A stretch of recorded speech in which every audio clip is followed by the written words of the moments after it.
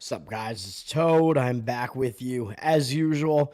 This is Saturday. It is February 1st. Coming off a slight winning January. I mean, I'll take it. I'm not too disappointed with it. Had a decent final week because I was in the hole before that. So I am up on the year after a bad last year. But let's continue, man. And yesterday should have been 3-0. And this is what I got for the Utah Hockey Club, if you want to call them that. Fuck Utah. Utah sucks. Utah sucks. We're going back to Celtic Pride, which is a movie that I'm actually in as an extra, as like an 11-year-old Toad, or 10, however old I was.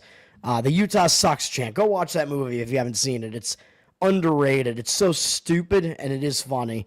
But yeah, Utah completely blew my 3-0 night there. I had nice wins on Dayton, which never was really in doubt. I mean, it got a little bit close towards the end, but they were dominating that game. They had the lead for pretty much the whole game. Easy win there, and an even easier win on the Phoenix Suns, even though you might think, yeah, maybe I shouldn't be playing a team like the Phoenix Suns, but I thought it was a bad spot for Golden State. Phoenix easily took care of business in that one. And then meanwhile, the Utah Hockey Club, they were pitching a shutout, and they decided to blow a 2-0 lead in the final 10 minutes of the game. Thanks a lot, Utah. They blow the 2-0 lead. They dominated the game. They had at least 10 more shots on goal. I think it was more than that. It was 30-something to less than 20. Dominated shots on goal, dominated hits, and that wasn't because they were losing and throwing up desperation shots. They were winning the whole game, and they still dominated all that. And I think they had 60% face-offs won as well, so they were dominating the possession as well. And what do? They blow the 2-0 lead on their own ice. It goes into overtime, and they lose. Suck it. Fuck you, Utah. Fuck Utah. Hell yeah, Charles. Yeah, Celtic Pride. It is it's a mid-90s Judd Apatow production, I think. I don't think he was the director, but he was one of the producers involved in it, and it is a very stupid, low-budget comedy where two crazed Celtics fans during the NBA Finals basically accidentally kidnapped the star player of the Utah Jazz, which is Damon Wayans in the movie. And the two Celtics fans are not Bostonian actors. They're Dan Aykroyd and Daniel Stern. So they they put on some pretty bad Boston accents in the movie and have really dumb Irish names in it. But yeah, check it out. It's a fun time, all right? It is a funny movie. It's stupid. Let's get into college basketball. I got 9 college basketball plays. We're starting in 40 minutes here, man. He plays Karl Malone. Yeah, basically. Well, all the characters in it are fictional, so he's not a power forward. He's a guard, but he is the star player of the Jazz. His name in the movie is Lewis Scott. All right, let's get into this slate here, man. And right off the bat, I'm going to have a play in this first huge game that's up. Huge SEC matchup with 1 seed implications here between number 5 Florida and number 8 Tennessee. And there's a lot going on in this game. I'm going to try to maybe not be as autistic here and not hit as many of these games where I just have leans, but I got 9 plays. I'm going to talk about all the ranked versus ranked matchups, at least, of which there are 5. And this is the only one that I have a play on. I'm going to just get to it. Let's do it. This game's in 40 minutes.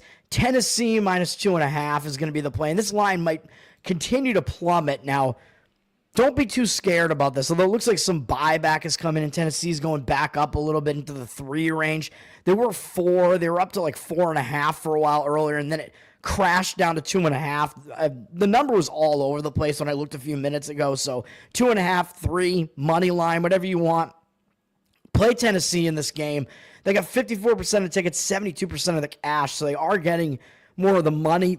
And the reason why the line dropped is because Zakai Ziegler, who is basically Tennessee's best player, is going to be out for the game. He was ruled out as a late scratch, and I don't care that much because that puts us in an injured player theory spot now where Tennessee, I thought they were already going to be in a major focus spot here, which I'll explain in a second, but now their best player is out, so now you're going to get an injured player theory spot where I always say when that first game where that star player is out, the team tends to show up and play like really well and play really hard because they know they have to because that star player is out. By the way, Zakai Ziegler is one of the guys that has that stupid like double braided, very feminine hair, so it's fucking gay. So do they really need that guy in there? Probably not. Fuck it. Tennessee's going to win anyway. They're going to step up their game. They're going to have less feminine energy this time.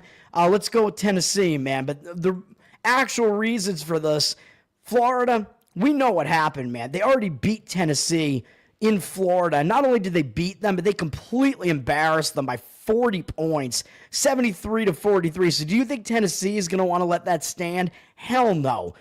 These two teams are a lot closer than that matchup makes it look. Yes, I do think Florida is the slightly better team, as KenPom does have that being the case, but it's very, very close. So I think the line, if Tennessee had their full complement of players, a line at about 4.5, I think does make sense because they get a lot of home court advantage. They have a strong home court advantage in this one. With Florida, they're just rolling along right now. And Tennessee, I think, is going to be the extra motivated team here in this revenge spot. They cannot lose 2 games here to Florida, man. Both these teams are fighting, trying to stay in the mix here. They're both in the mix for a 1 seed. Potentially, so Tennessee is going to have to get this game if they really want the 1 seed. And again, like, you're just not going to want to let that embarrassing loss stand. Speaking of embarrassing wins/losses, Florida is also off a really satisfying win of their own, by the way, against Georgia, where that is a rivalry game. I know it's not football, it is basketball. Georgia was playing pretty decently to start the season. They're not a bad team, and Florida just kicked the crap out of them and beat them by 30 points. This game was not close at all. Florida shot ridiculously from the floor, 53.1%. Georgia had terrible shooting numbers in the game, so a little bit of an outlier as far as the final score. Like, the game was a little bit more lopsided just because of the horrible shooting percentages from Georgia in this game. Now Florida's just been sitting on this game for days. They haven't played for almost a week now, or maybe exactly a week. That might have been last Saturday. So Florida just sitting on that win for over a week. Meanwhile, you got Tennessee. Yes, I know Tennessee has less rest because they played in the middle of the week. And I am going to argue for the rest in some cases in some of the games that I have today, although it's more of like just a spot than anything else. Tennessee did play a game in the middle of the week, and it was this loss to Kentucky where I was on Kentucky in this game. This was a few days ago on the 28th. This is a bad loss for Tennessee, dude. I know Kentucky's highly ranked. Like, they're definitely a pretty good team. But Tennessee was coming off that really close, grinding game against Auburn, which was a huge game. And I thought in this spot, they were going to be overlooking Kentucky a little bit, coming off that huge game against Auburn. And with this huge revenge spot up next against Florida, I thought it was a sandwich spot. I grabbed the points with Kentucky. Kentucky was able to get me there and get the outright win. So now Tennessee is off of what is a pretty ugly loss on this floor here, on their home floor. And again, I think they were caught in a sandwich. I think they were looking ahead to this game.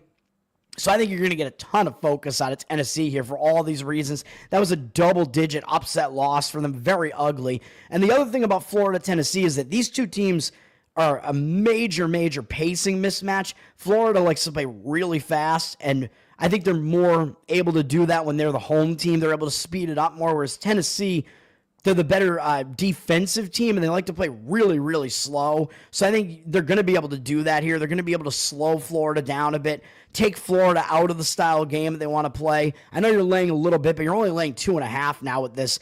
With a team that's probably going to play defense, it's going to be the more motivated team here, even though, yes, this is a big game for both sides. But I like Tennessee in this one for all these reasons. I think the injured player theory spot just makes it better and gives you more value on this. I'll play Tennessee. Yes, as I said, KenPom has Florida slightly higher, but both teams good defensively, but Tennessee number 2 in the country defensively. So very, very good defensive team for Tennessee, so you are getting the better defensive team. Tennessee plays ridiculously slow, like I said, 336 in tempo, Florida 83rd, and Tennessee, yeah, I mean, they're slightly less in luck index. KenPom has both these teams unlucky so far, so they're actually both better than they even look, and they both have strong strength of schedule, so no real edge there one way or the other. Give me Tennessee minus the points in that one. That is the first play up there. All right, I'm going to skip some of these games here because I think I got to.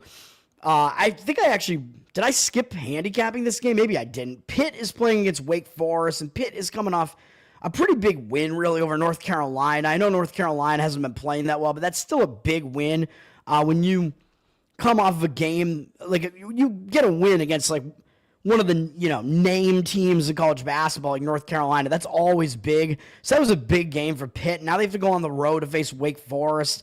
Maybe not the greatest spot for Pitt in this game. And Wake Forest is coming off an ugly loss where I faded them because Wake was coming off that really tough game against Duke. And then they had to go out on the road and face this Louisville team that's been playing really well. And Louisville stuck it to them. So I do think this is a good spot for Wake Forest to bounce back here. So I lean to Wake in this game. You can see a lot of line movement on Wake in this one, up from Pick'em to 3.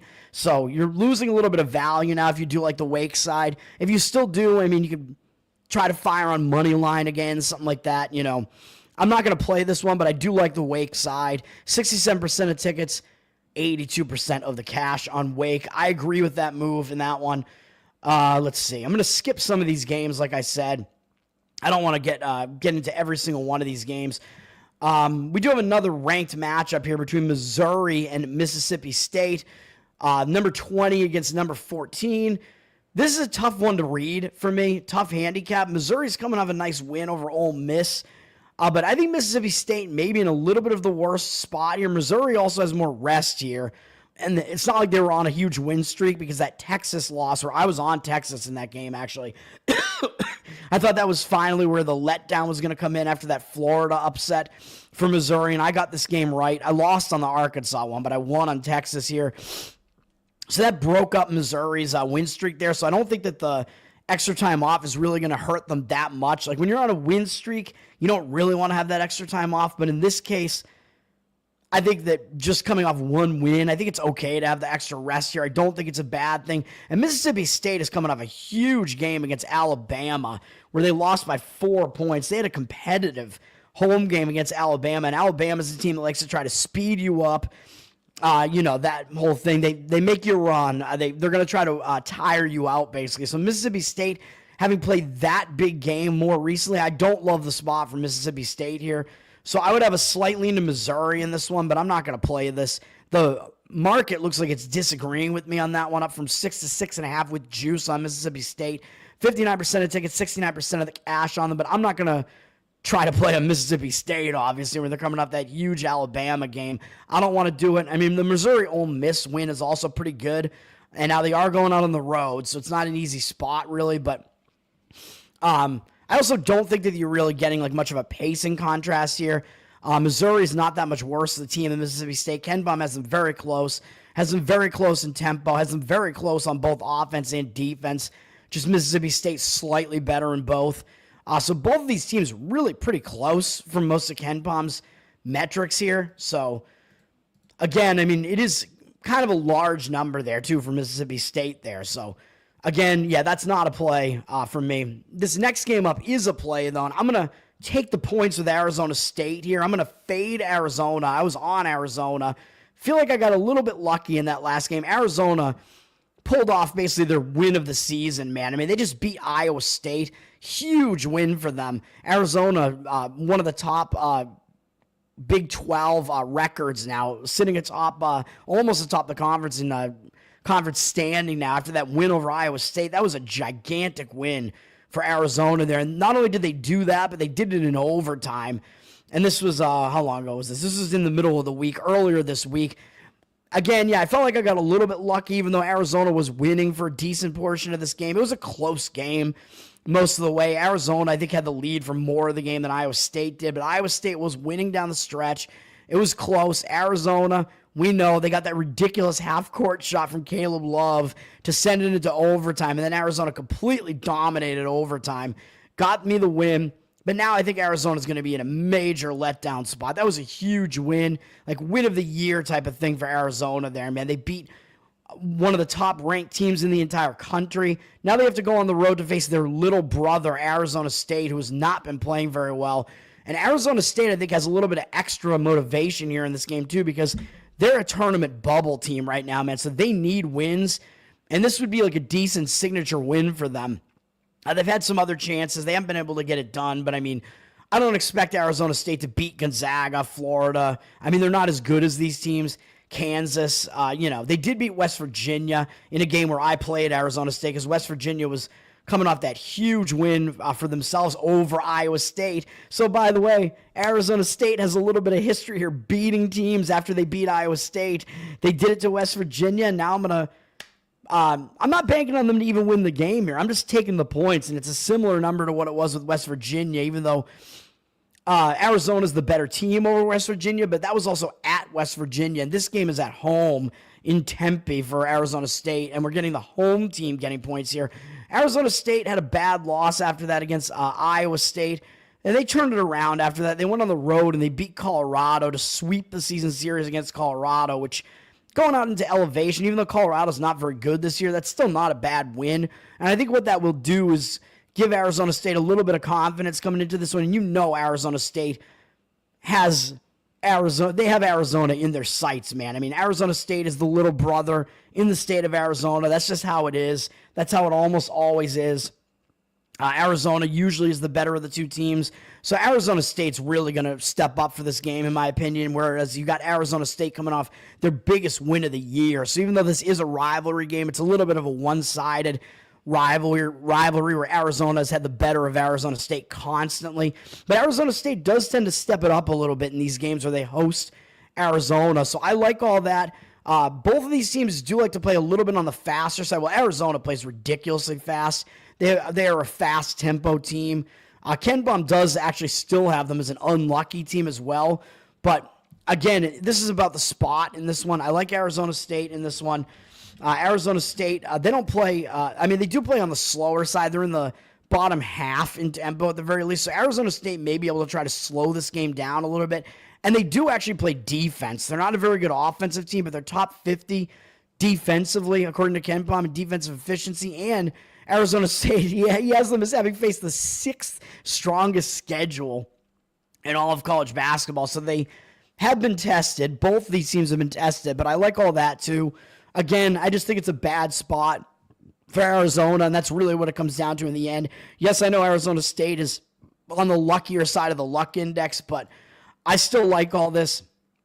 And he does have Arizona State. I think they're more rested too. Oh, no, they're not. Arizona State played one day after Arizona did, but I don't think that's a big deal. So the rest is kind of a wash in this one. So, yeah, give me Arizona State in this one, man.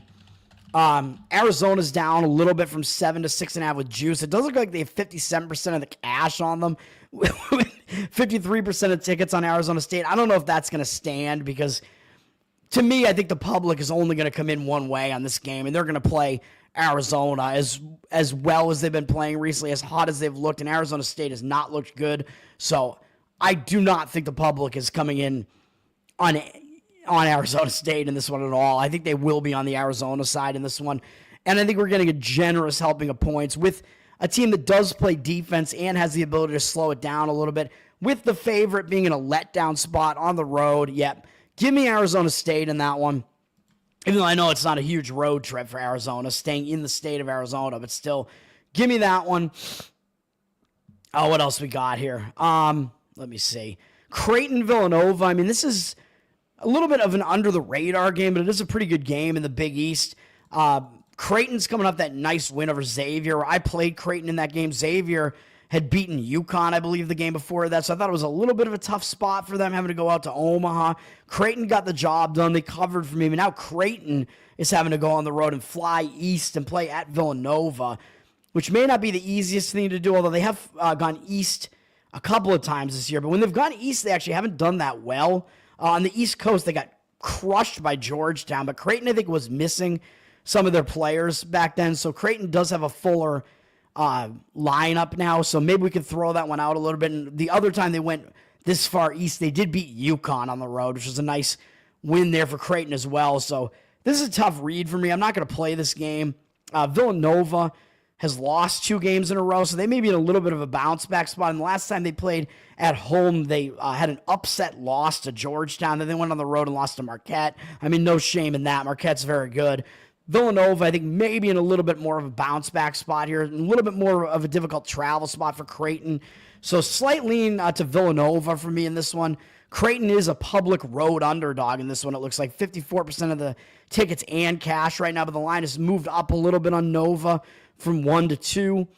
Villanova is going to try to slow Creighton down as well. Creighton likes to play fast.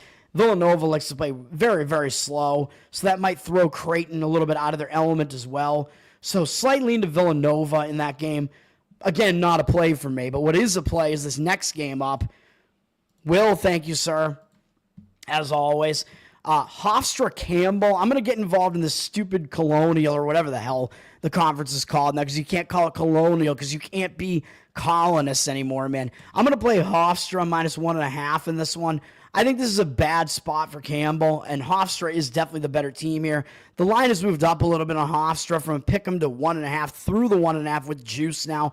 51% of tickets, 56% of the cash on Hofstra. I mean, looking at the records, I mean, it doesn't make it that obvious that Hofstra is the significantly better team, but they are, even though they're worse in conference right now. I think they've probably faced a more difficult conference slate so far.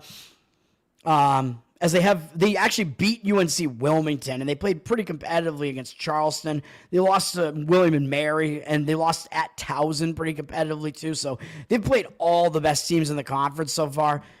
And they're coming off a game where they beat Elon. So, yeah, I know it's a second straight road game, but Elon, I think, is a bit fraudulent. I know they looked pretty good early in the season, but Ken Pom has Elon as one of the luckier teams in the country. They're not very good. They're fraudulent like Elon Musk. No. I don't know, but this Elon team is not that good. Hofstra was able to get the bounce-back win over Elon, but look at what the game was prior to that, baby. We're getting into these second conference matchups where, as I always say, if you have a team that lost at home, especially if they were a favorite, and Hofstra was because they were the better team, they're a 6.5-point favorite. You have a team that lost at home as a favorite, and then they play that team again on the road, especially if they play that team right away. That team's going to be a little bit extra motivated to try to repay the favor, but also that other team that beat them might take it a little bit less seriously because it's like, oh, we just went on the road and beat this team, so of course we're going to beat them at home, right? And that's kind of what the public is going to think as well. The public might come in on this and think, well, wait a minute. If Campbell can win at Hofstra, then they can obviously beat them in on their own floor, right? But that's not the way that it usually works. I know this is a second straight road game, but I think this is a nice, quick road reversal revenge spot for Hofstra. Hofstra's the better team here, and I think Campbell's in a bad spot because after they beat Hofstra, they also beat William and Mary. And not only did they beat them, they completely embarrassed them. They beat William and Mary by 41 points, 96-55. What the hell is that? And William and Mary was a one-loss team in conference, even though they're not the best team in this conference. I think UNC Wilmington is probably the best team in the conference right now. Charleston is up there, and Towson is up there as well. William and Mary, I think, has been a little bit of a fraud as well, but still, that win is just ridiculous for Campbell. I don't know how that happens. William and Mary shot 26% from the floor in that game and 12% from three.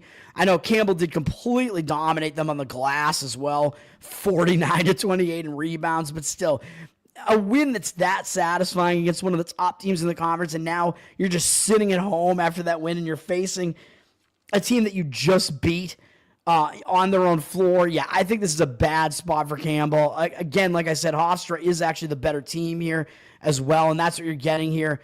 I forget. The other thing I was going to look at is what the scheduling situation is. Campbell played 2 days ago and got that win, that ridiculous win over William and Mary. Hofstra, they may have also played 2 days ago. I don't know. A lot of these smaller conferences play games almost right away. Like the Ivy teams are playing in back-to-backs today. A lot of the teams have played yesterday. So both teams played 2 days ago, so not a whole lot of a difference there. Hofstra is traveling a little bit, but Hofstra is already down south to play Elon. They're already in South Carolina, so now they're just going to North Carolina to face Campbell, so not a huge travel spot for them either.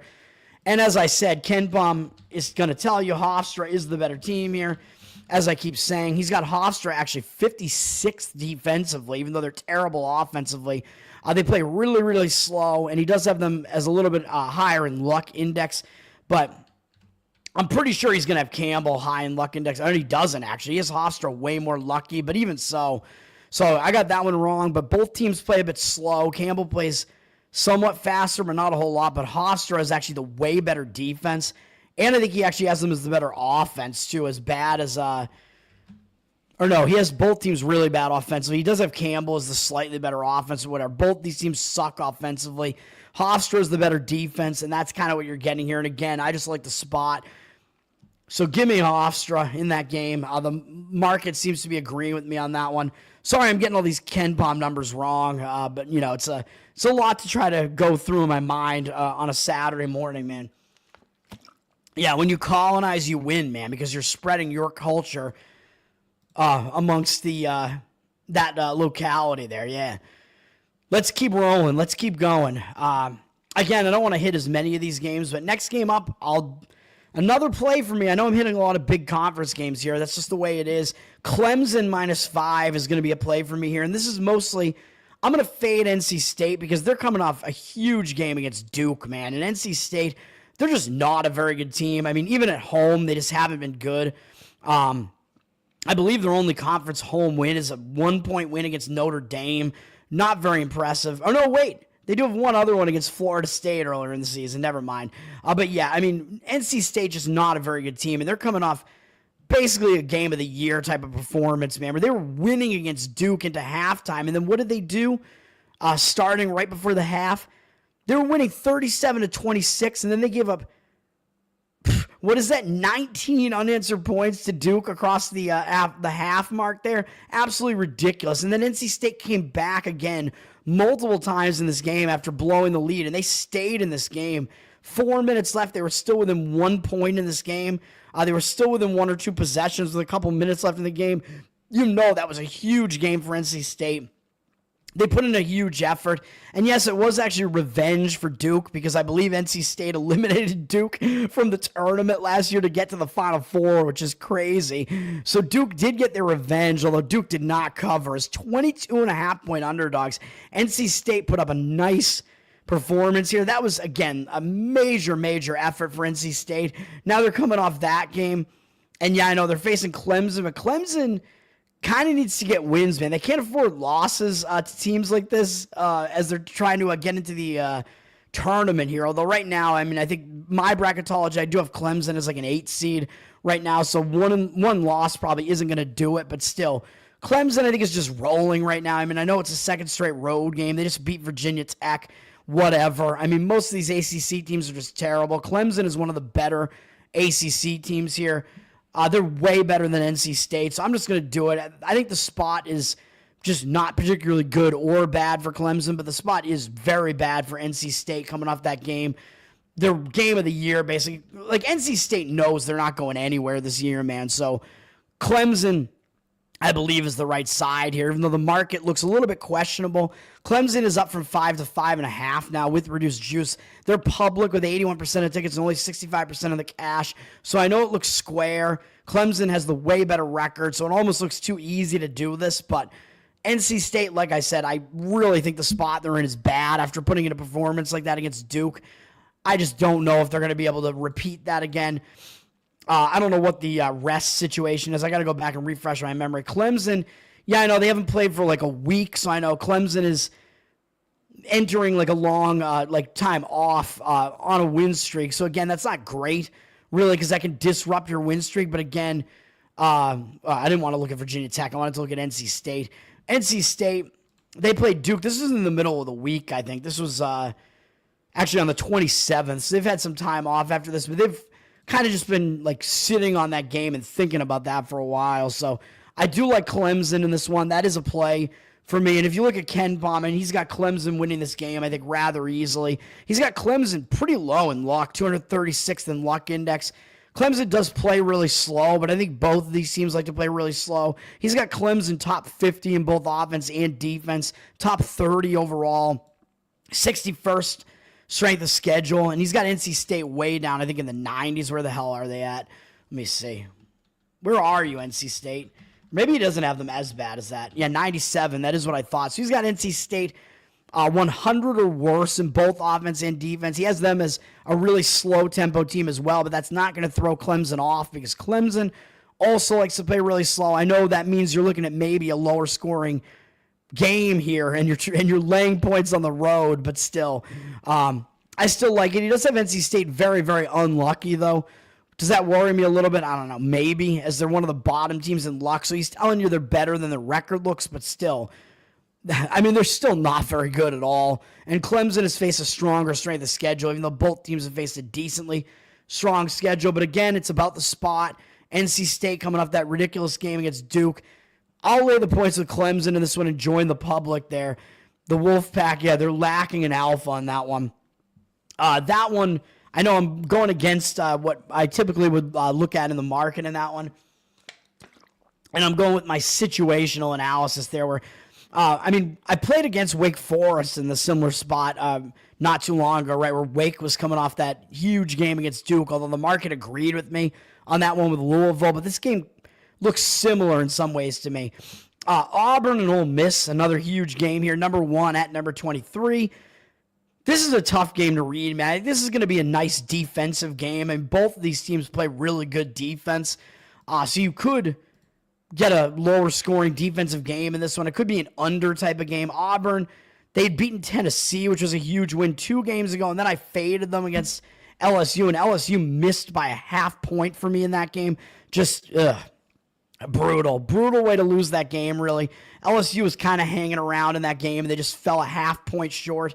So it is now a second straight road game for Auburn, going to Ole Miss, which is not really the easiest situation. So if you force me to take a side, I would slightly lean to Ole Miss in this one. And Ole Miss is coming off a win over Texas, which I think is actually good. They played Texas in the middle of the week. Both of these teams played in the middle of the week, I believe, but Ole Miss was able to break that 3-game losing streak that they had with that win over Texas, so I like that because that will kind of just end that losing momentum for them, and I do expect them to show up in this game, and you're getting points with Ole Miss at home in this one, so I lean to taking the points with Ole Miss. Like I said, the line is up a little on Auburn from 5.5 to 5.5 with juice. 50% of tickets on Auburn, but 59% of the cash coming in on Ole Miss. Auburn did get Johnny Broome back, their best scorer, maybe the best scorer in the entire country a couple games ago. So now they're kind of used to having him back now, so they're just kind of rolling. But in this spot, yeah, I think it's Mississippi or pass in this one, grabbing the points. And I also do like the under in this one. And the line's dropped a little from 148 to 148 juice to the under. 71% of tickets, 81% of the cash, both on the over. But you're looking at 2 defensive teams, man. Even though I know these teams are up in the rankings, these teams are kind of perceived as teams that can score, but you don't want to overlook the fact that both of these teams play pretty good defense, like I said. So, and Ole Miss does struggle to score sometimes, at times. So you could wind up seeing a lower scoring game in this one, defensive game. So I think under and Ole Miss plus the points kind of makes sense in that game. What else we got going on here? I kind of want to skip some of these games here. Skip it. Just because they're a little bit less interesting. I have thoughts on every game when I go through the card, but I don't want to have these videos be ridiculously long. A lot of times they wind up being 2 hours, so I want to get this shit done. And then I don't know when NHL and NBA start, because I do have one play in each of those too. Wisconsin and Northwestern, I'll point out, because you got a number 17 ranked Wisconsin at Northwestern, unranked. And Wisconsin, they were only laying 2 points a little while ago, but now they're up from 1.5 to 4.5. So I don't know if there's an injury or what the deal is here. 76% of tickets, 77% of the cash on Wisconsin. I don't know what has driven this line move, man. I have not looked into this because it was sitting at 2 all night and into the morning, and I'm thinking that looks like a trap. It looks way too easy to take Wisconsin, and I still don't think it's a very good spot for Wisconsin here. I don't know what the deal is with why the line has moved up like this. Wisconsin is playing a second straight road game. They had to go to the East Coast and play Maryland. Tough game, man. Maryland flying under the radar. Maryland probably deserves to be a ranked team, man. They're good. They're flying under the radar. That was a nice win for Maryland. It was a tough game for both teams, and now Wisconsin has to fly back into the Midwest and play at Northwestern. Maybe not the easiest spot, and Wisconsin actually plays a little bit faster this year. Northwestern likes to play real ugly and slow the game down. So I do think it is a decent spot for Northwestern here. Northwestern is coming off an ugly loss at home. They were coming off a game against Illinois where Illinois did get revenge on Northwestern at Illinois, because Northwestern had beaten Illinois on this floor, by the way. So there is some precedent here where Northwestern has been able to play competitively on this floor against the better teams in the Big East. They beat Illinois here, but again, that is a big in-state rivalry for Northwestern, so they really do step up for that. But I do think they're going to focus here in this game too, because they just lost at home as a big favorite to Rutgers. 9.5-point favorite in this game. They lost outright. Very, very bad loss for Northwestern. And again, they were coming off that tough game going to Illinois, so I do think it is a bounce back spot, so I do lean to grabbing the points with Northwestern in this game, but I just don't know what has driven this line move like this, and I don't know if it's really just money coming in on Wisconsin. Yeah, skip it. But as far as the situation is concerned, and it still looks too easy to lay the points with Wisconsin, to be honest. So I would, excuse me, I would be looking to maybe grab the points with Northwestern in that one if I was going to play a side in that one. Let's see. Next up, another one of my plays here, another road favorite that maybe looks a little bit easy to do it, but Florida State minus the points here, -5.5. I'll play Florida State in this one. Florida State's coming off some ugly losses, man. They've lost 3 games in a row, including losing at home to Virginia Tech, which I think they were a favorite in this game. They must have been. 10.5, yeah, because Virginia Tech is way down this year. So Florida State is off an embarrassing loss, and they had returned from the Pacific Coast, where they actually played pretty decently against Cal and Stanford, who aren't really that bad. Florida State was playing pretty well in ACC play prior to that. I think going to the Pacific Coast kind of threw them off. Not the easiest thing to do. And then they had to fly all the way back east. They lost the game to Virginia Tech. Very, very ugly upset loss there. But now I think this is a spot where Florida State is going to be focused, even though they're going up to BC.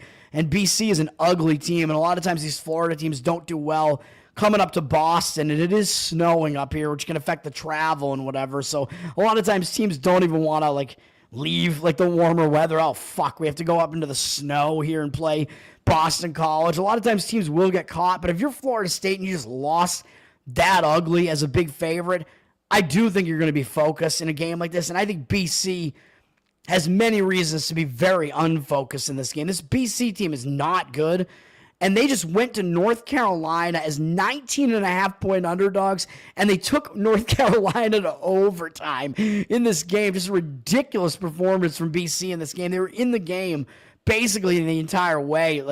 Took North Carolina to the complete wire in this game, and BC shot out of their minds in this game. 58.3% from 3 in this game for Boston College. That is not going to happen again. That was like a performance of the year type of thing for BC. Like I was saying with NC State, these two teams know they're not going anywhere this year. And when they have huge step-up games like that against some of the name teams in the conference, a lot of times they're not going to have a good game in the next game because they know basically they're not going anywhere this season. So the games they step up for are these bigger games. And I think facing a struggling Florida State team right now is not the spot where you're going to get a good effort from BC. Florida State's a 5.5-point favorite still, but you got 53% of the tickets on BC for whatever reason, and 64% of the cash on Florida State. Florida State is the better team, as the odds makers are telling you. They're a huge favorite here. Looking at the records might not tell you the whole story here, but BC is definitely not a good team. And looking at KenPom here, you got Florida State. He has them 65th in defensive efficiency. That's pretty good. They do play a fast tempo at 56. He has them at 234th in luck and 87th strength of schedule. So he has Florida State as better than they look, basically, as they're kind of low in luck index. He's got Boston College very, very bad. Where the hell are they? They're down. They're worse than 200th in the country, according to KenPom right now. Absolutely pitiful. 253rd in defensive efficiency. So Florida State is leagues above Boston College on defense. BC plays slow. Okay, fine. Whatever. I don't think that's going to matter at all, really, in this game. Florida State is just way too much the better team here for the tempo. Contrast to really matter that much, I don't think. And BC is 75th in luck, so he has BC actually better than they even look than this horrendous record. So BC is so bad that they're actually even worse than this record would indicate, according to KenPom, and they have the less strong strength of schedule as well. So, yeah, give me Florida State in that one, man. I like that one quite a bit. Give me it. Let's see. St. Joe's, I will point this one out. This is an interesting A10 matchup. St. Joe's coming off a few big games, man, where they played VCU, Davidson, Dayton, losing pretty competitively on the road there. And then they beat Duquesne. Now they got to go back out on the road to face a Loyola Chicago team that they already beat at home 93-57. So they completely embarrassed this Loyola Chicago team. In a spot like this, I think they're going to look right past Loyola Chicago. And they got St. Louis up next, which is a much bigger game as well. So I like Loyola Chicago in this game, plus the points. Loyola Chicago is coming off kind of a tough game as well, though, where they went on the road and played pretty well against George Mason. So not really the greatest spot for them either. They actually came back from losing most of this game and took the lead late in the game. Actually, they took the lead. They tied it, sent it into overtime, and had the lead in overtime. Very, very low-scoring game in that game. Crazy. A game that doesn't get out of the 50s despite going into overtime. That's crazy. So I don't want to come in and play Loyola Chicago either because they did just have that big game against George Mason. But that is the way I would look in this game. St. Joe's up from 1 to 1.5, so it actually almost looks too easy to take St. Joe's in this game, too, based on what the team's records are. You got St. Joe's 13-8. Well, they're only a little bit better, I guess, record-wise than Loyola. But still, it almost looks too easy to me to take St. Joe's here. 64% of tickets on them, 56% of the cash on Loyola. So I would look to Loyola, but again, a little bit of a tough spot for them, too, coming off that game against, what was it again? Against, who did they play? I don't even remember anything, man. Oh, George Mason. I'm, losing my mind here. Yeah, so I'll just stay away from that. Army at American is an interesting one because these are two of the top teams in the Patriot League, even though the Patriot League sucks. American beat Colgate, and they didn't suffer a letdown. I thought they were going to suffer a letdown for that huge win. They did not. They still beat Lafayette. They beat me. Now they get Army. This is going to be a big game, man, because Army is up among the top teams in this conference as well. Army just beat Colgate. So crazy. Both of these teams beat Colgate among their last two games. So I don't think it's really a spot where either team is going to overlook this game. It's just going to be a good game. American up a little bit from 4 to 4 with juice. 75% of tickets, only 71% of the cash on them, though. So the public looks a little bit on the American side and maybe a little bit less of the cash. So maybe some of the money coming in on the Army side. I'm not going to do it after Army just beat Colgate, though. It's like they might run out of steam a little bit playing two big games in a row. And then Central Connecticut, I don't think they're in a good spot either. They just beat Long Island, who was one of the teams that topped this bad Northeast Conference with them. Now they have to go out and face Stonehill, who they... Oh, I thought they'd face Stonehill already. They have not faced them yet, but they do have Fairleigh Dickinson up next, and Fairleigh Dickinson has risen up, and they're actually right behind them in the conference right now. So this is a little bit of a sandwich spot for Central Connecticut, having to go to Stonehill here up in Easton, Massachusetts. I could go to this game if I wanted to. Hey, it's at 2 p.m., though. I got to get ready for that. But Stonehill coming off a decent win over Wagner as well, even though Wagner's a little bit down. I would still lean to taking the points with Stonehill in this one. Central Connecticut is down from 4.5 with juice to 4.5. I don't see any percentages on this, but that's the way I look. But, man, Stonehill is not a very good team. So we'll see what happens there. Let's see. And Maine has just been rolling, by the way. Maine is going to Vermont, but Maine, it looks like the Vermont dominance in this conference is kind of ending now. And Maine has just been on a roll. Maine, after beating UMass Lowell, did not suffer a letdown. They still crushed New Hampshire. New Hampshire does suck, though. So now, I mean, Vermont is still not a bad team, though. So Vermont's not going to be a pushover. And Vermont just had an ugly loss to Binghamton. So Vermont is going to show up in this game. They've flipped from a 1-point dog to a 2-point favorite. So the odds makers are telling you Maine is actually the better team now, which is crazy. But still, Vermont holding serve at home off of a bad performance may be what happens here. 67% of tickets, 85% of the cash on Vermont. Until I see Maine actually beat Vermont, I'm going to kind of just assume that it's not going to happen. Basically, this is not going to be that easy for Maine to have to go in and do that. So slightly into Vermont in that spot, still in that one, even though Maine has really been rolling there. What else we got here? South Dakota State and North Dakota. This is a game where I almost wanted to fade South Dakota State. Fuck, man, this video is going to go so long.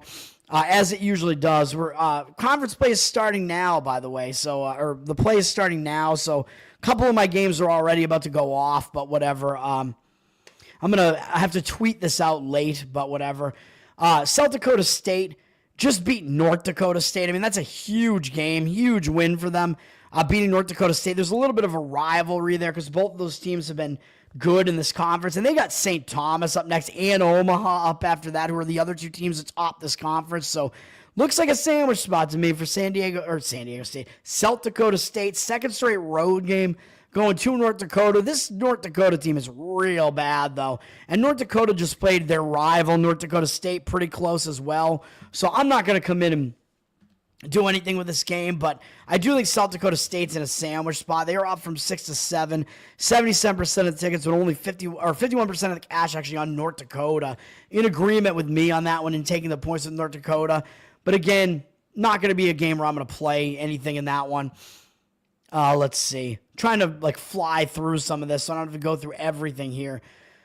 Just to keep it a little bit on the shorter side here.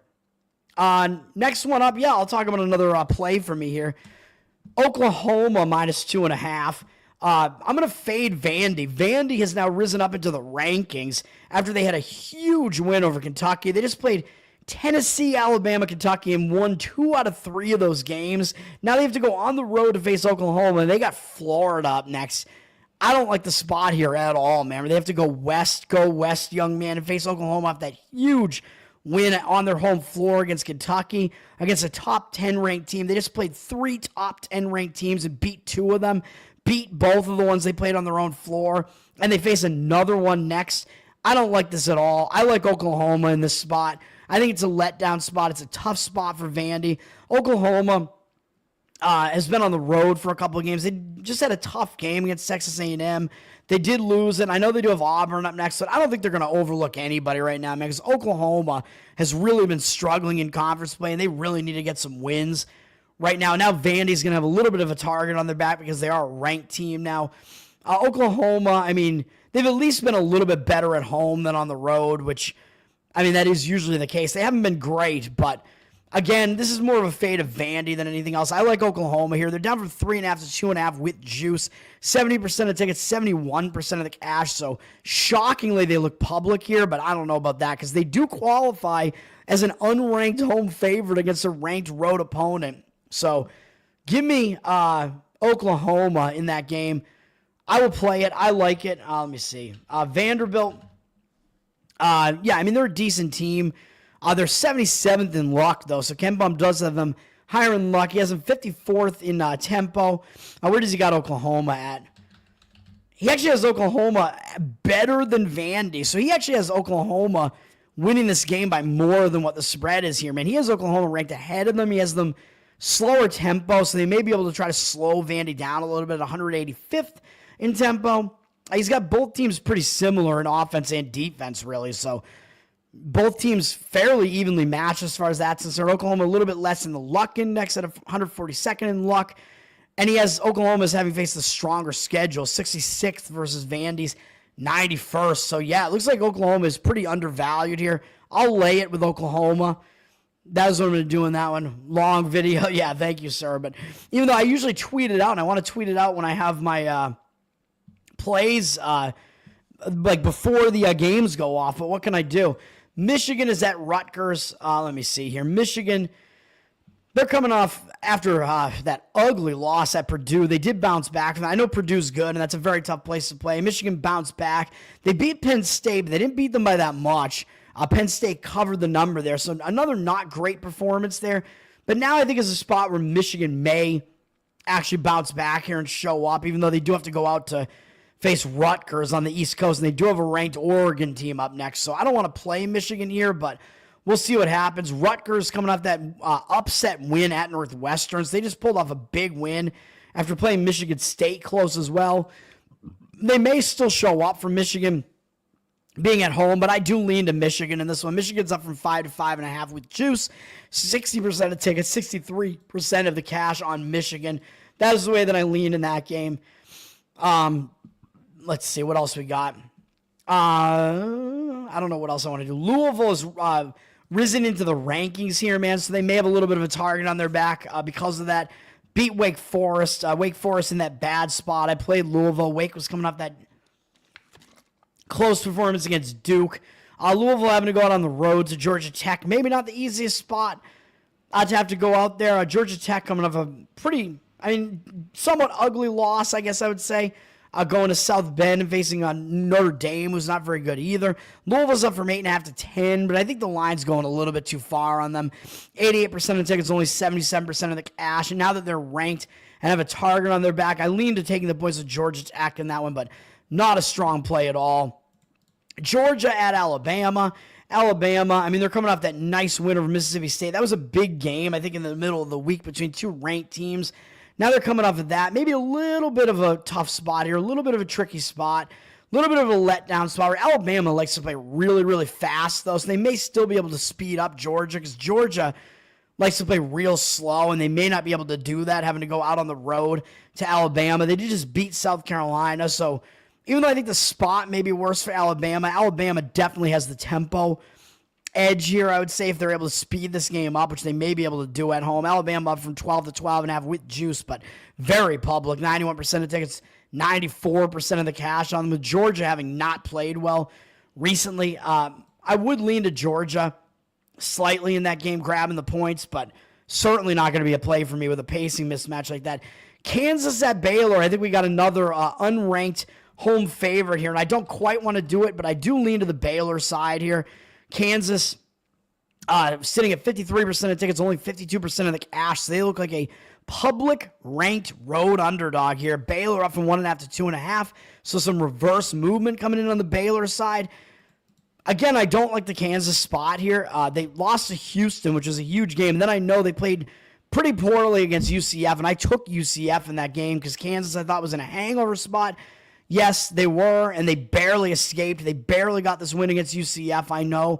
But now they're having to go to Waco, man. It's not the easiest thing to have to do, and they have a big revenge game up next against Iowa State in 2 days. So they may actually look ahead to Iowa State here, man. So I really don't like the spot here for Kansas. So I do lean to Baylor in this one. Baylor, they're coming off a loss at BYU, and now they're returning home. So I think it is a little bit of a better spot for Baylor coming back home here.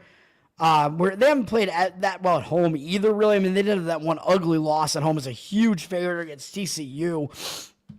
And then they did bounce back from it and beat Kansas State in their most recent home game, but lean to Baylor in that game. BYU and UCF is a tough one, man, because UCF, like I said, I'm not going to play this game, but UCF coming off that huge performance against Kansas and now having to return back to Florida off of that, not a good spot for UCF. So my initial reaction was like, oh, I got to fade UCF after they put in that huge performance against Kansas. Kansas was coming off that that game against Houston, so they were in a big-time hangover. But then I look at BYU. I don't like the spot for BYU either, man, because they were just at home in Utah, and they crushed Cincinnati, and then they beat Baylor. 2 pretty big wins there. Now they have to go down to Florida. Doesn't look like a good travel spot to me for BYU. That's kind of taking them out of their element there, having to go down to UCF, and then they have Arizona up next, which is a big game too. So this is a bad spot for both teams, so I'm not going to get involved in this game. UCF is flipped from a 1.5-point dog to a 1-point favorite with juice, but they're also public with 74% of tickets and only 60% of the cash. So the money looks like it may actually be coming in on the BYU side, even though the favorite flipped to UCF. It looks like after that, the money started coming in on BYU, maybe. So I don't know. I don't know what to think about that game, really, man. I will just stay away from it completely.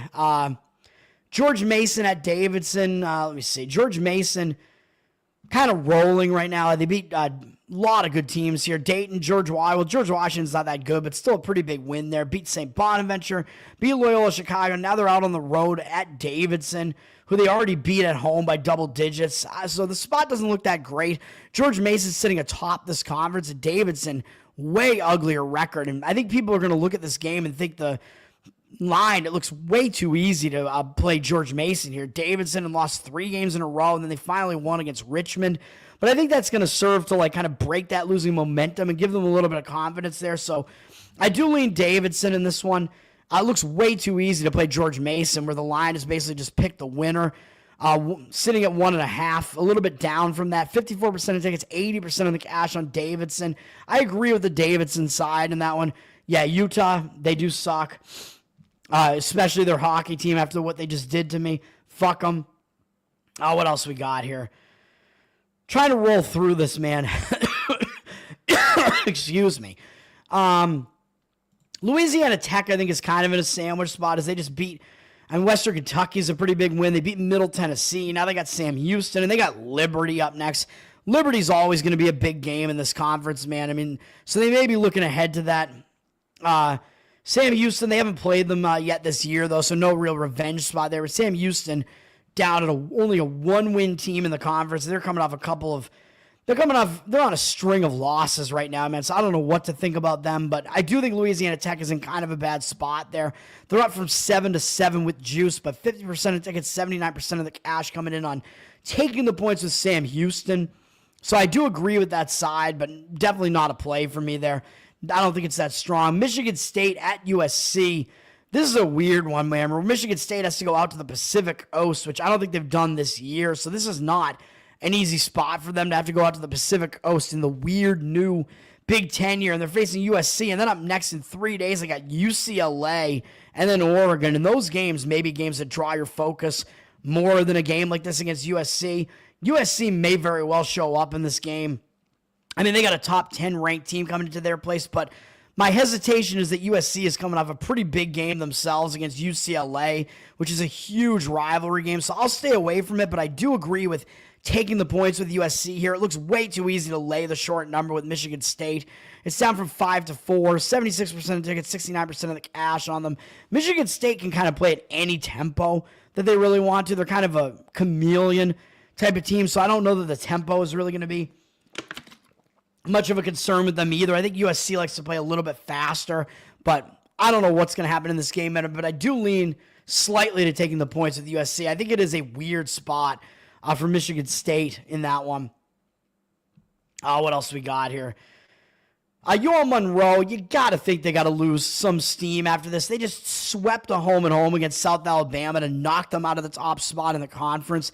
Just crazy. And now I know this is another big game against Troy. Troy did go in and beat Louisiana Monroe on their own floor, but Louisiana Monroe is terrible, man. They had no wins in conference until they beat South Alabama twice. So I don't know if it's just a bad matchup or what that is, but now second straight road game, I would not think that Louisiana Monroe is going to be able to keep this up for now 3 games in a row.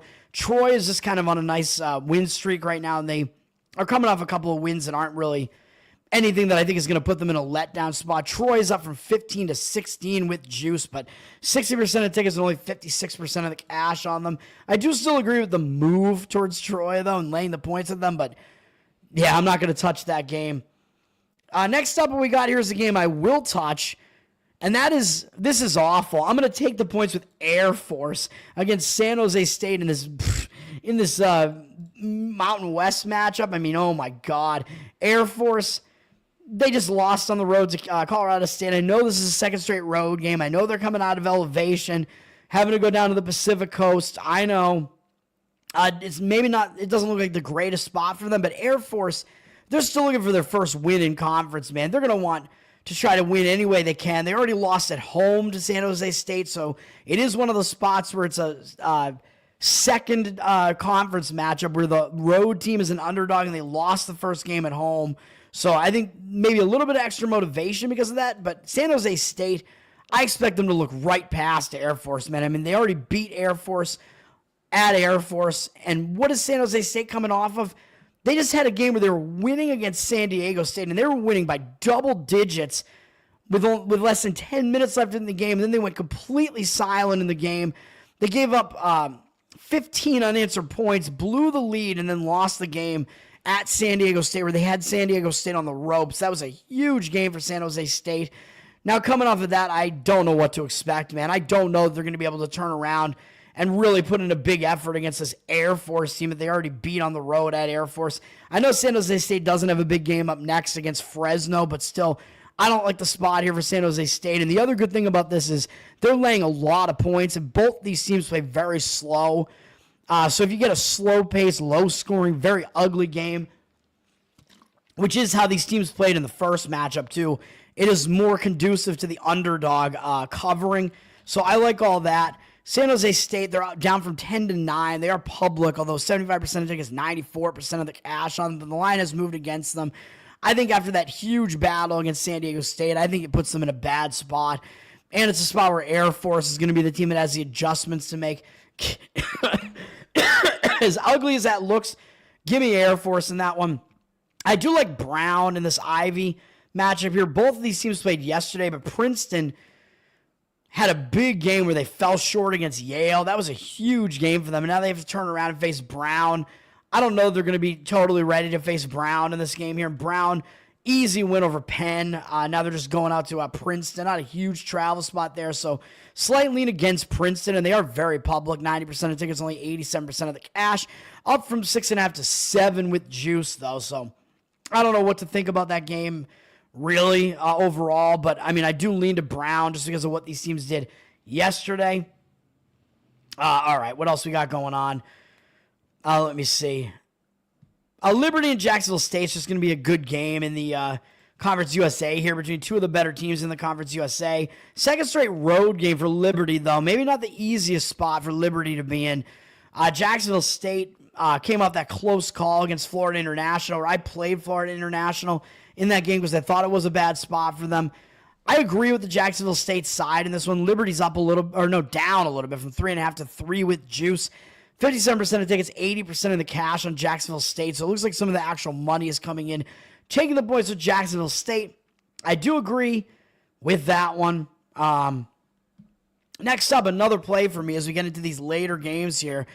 We're getting close to the end here, and this is UT-Rio Grande Valley. The only time I played them this year was that game against Wisconsin, when Wisconsin was in a letdown spot, and Rio Grande Valley did not disappoint me. They won the game for me, and I'm hoping they do this, or they didn't win the game. They almost won as a huge underdog. They definitely covered in that game, wire to wire, and I'm going to go with them again here. Texas A&M Corpus Christi is up from 1 to 2. I saw 2.5s out there. I don't see the percentages yet. But I think this is a very bad spot for Texas A&M CC. They just came off basically their game of the year where they hosted McNeese, and they almost were able to beat McNeese. McNeese is the team that's dominated the Southland Conference the last couple of years here, and McNeese was able to beat them late in this game. Just Texas A&M CC almost was able to pull off this game, man. That was a huge game for them.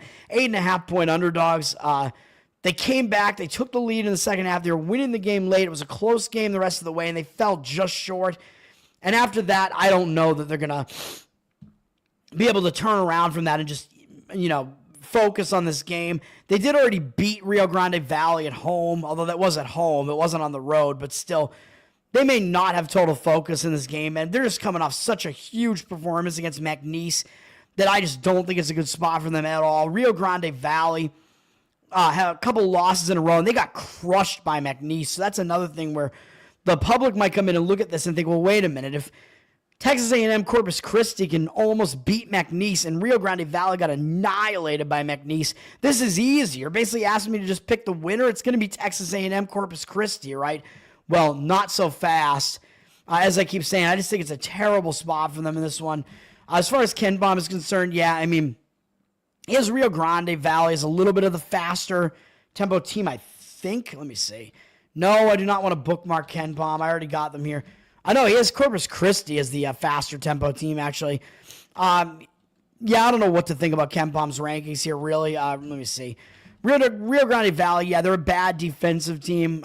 Both teams play on the faster side, so it's not really going to be a tempo collision here. There's not a whole lot to see as far as Ken Baum's rankings are concerned. I just think the spot is awful for Texas A&M CC. So that is what I'm going to do in that one. By the way, back some of these other games that I was playing, I forgot to mention because there were some common opponents in there where I was thinking, the public is going to look at this one way and the other way might make more sense. And I forget if it was in this Oklahoma game. I don't even remember, man. But take a look at that too and see teams that have recent common opponents. The public is going to put a lot of stock into that as well, whereas probably shouldn't be putting as much stock into that as they probably are. Texas Tech, Houston, huge game here, number 22 and number 6. I think this is going to be a defensive matchup, man. So I like the under in this one, and I would probably lean to taking the points with Texas Tech. I mean, they're in a decent spot to show up in this game. I think Texas Tech is a little bit under the radar right now. Houston is no longer under the radar, and they've been playing really well. They just got these 2 road wins. They did not suffer the letdown spot, even though it was a low-scoring game. Pretty good game for West Virginia to come in and cover that number, and they still didn't do it, and I lost in that one. So Houston, definitely a formidable opponent. They were laying a ton of points in this game. Actually, less than I thought, up from 9 to 9.5, 58% of tickets, 62% of the cash. So some of the money looks like it is coming in on Houston and on the under, down from 130.5 to 127. Juice to the under with 56% of tickets on the over, 66% of the cash on the under.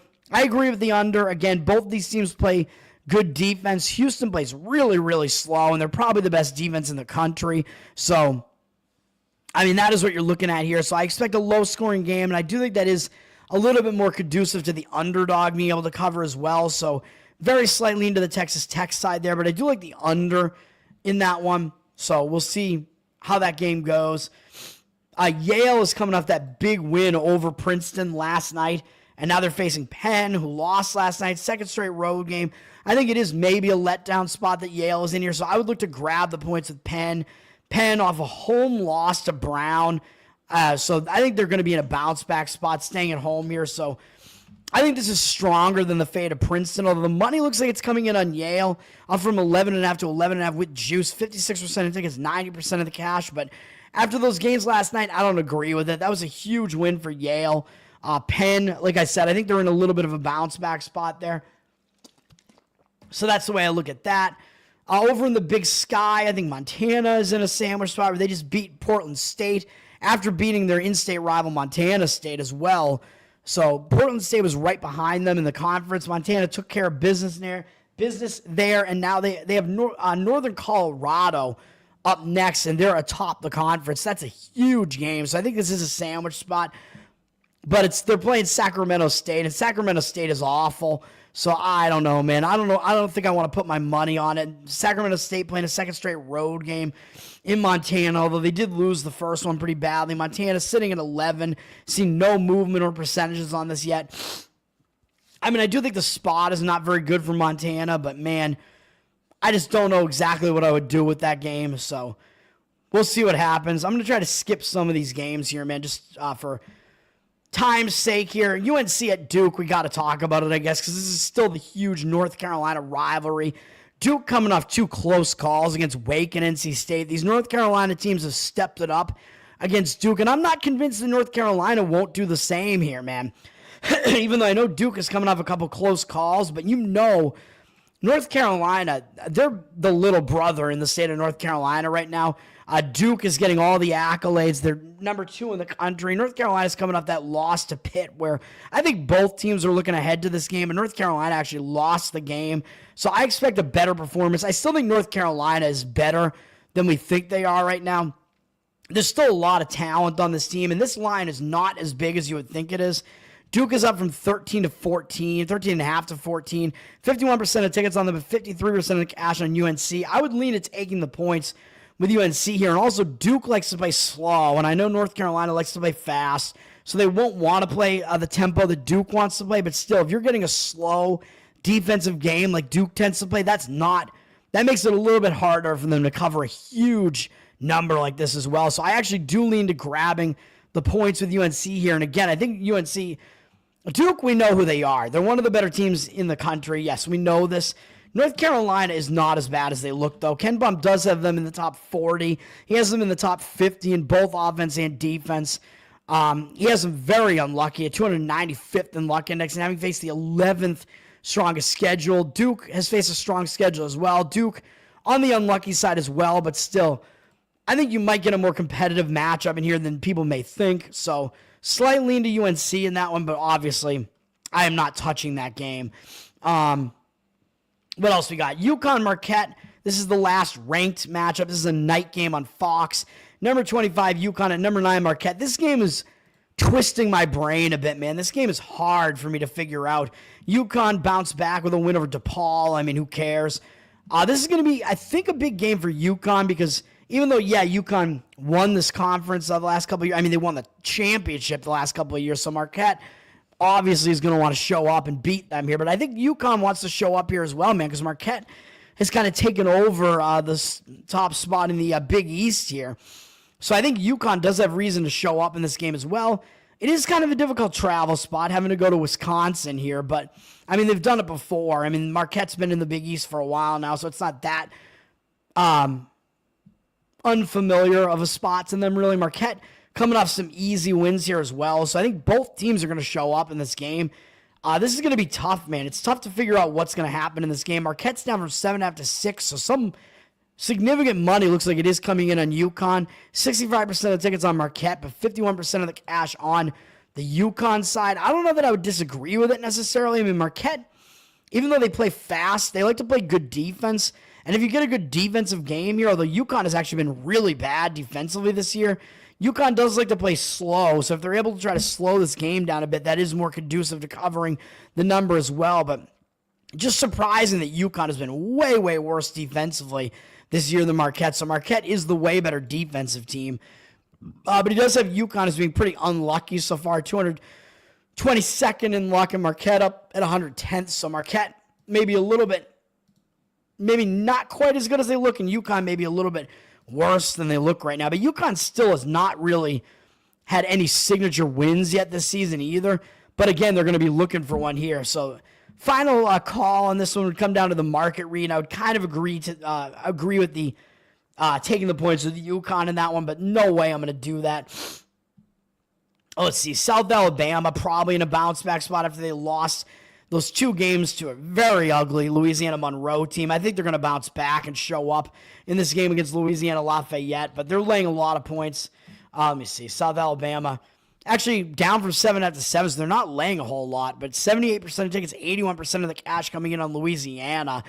I don't know, man. To me, it looks like it should be a bounce back spot for South Alabama in that one, but I don't know. And then Grand Canyon, Utah Valley. This is a big matchup in the WAC, man. And this one is a second matchup of the season between the two teams. And guess what? Grand Canyon has one loss on the year. And who was that loss to? It was on the road to Utah Valley. So I think Grand Canyon is going to be highly motivated in this one, even though, yeah, they just had a big win over Seattle, but Seattle actually has a pretty ugly record. Seattle is better than their record looks. Seattle played real competitively in that game, and Grand Canyon was losing that game by double digits, I think, at the half, and Grand Canyon was able to turn it around and win the game. But I think they were looking ahead to this game. I think that was a little bit of a scare. I like Grand Canyon in this game. They're the better team over Utah Valley. I mean, looking at the records, it looks like this should be a competitive game, but Grand Canyon faced the way more difficult out-of-conference schedule as well. So Grand Canyon is absolutely the better team here, but the public might look at this and think, wait a minute, I'm getting like 10.5 points with Utah Valley here. It looks so easy to grab the points. Utah Valley already beat them once, so of course they're going to be able to come within that number, right? But I don't think it works that way. Utah Valley did just beat Seattle on the road, so people might look at that and think, well, Grand Canyon struggled with Seattle at home, but again, Seattle's better than they look. Utah Valley went out on the road and beat Seattle, so I think the public might want Grand Canyon in this one, or might want Utah Valley, in this one, but I like Grand Canyon in this one. They're up from 9.5 to 10 with juice. 75% of tickets, 93% of the cash on the Grand Canyon side. I agree with the Grand Canyon side in that one. I would lay the points. That is the only way that I would look in this game. Grand Canyon plays a ridiculously fast tempo. I mean, Utah Valley doesn't play slow, but Grand Canyon is going to try to speed the game up, and they're also the way better defensive team, shockingly. Fast-paced team, but also plays very good defense. And then you got Utah Valley. According to KenPom, Utah Valley actually has faced a stronger strength of schedule, which makes no sense to me, because I know Grand Canyon had a bunch of pretty big games in that out-of-conference slate. I don't know. But whatever. He's got Utah Valley very, very lucky at 27th in luck. And he's got them as the worst team on both sides of the ball. So I like Grand Canyon in that one. Close to a play for me. I think it is a big revenge spot for them as well. Omaha, I think, is in a bad spot as they finally lost at South Dakota. And now they get Denver, who they already beat on the road by 18 points. So they might overlook this Denver team, and they might be in a bit of a hangover spot. When you're an undefeated team in conference and then you face your first loss, a lot of times it hangs you over, man. A lot of times it's like you crash back down to earth. I've been saying Omaha, it's going to happen because I don't think this Omaha team is very good.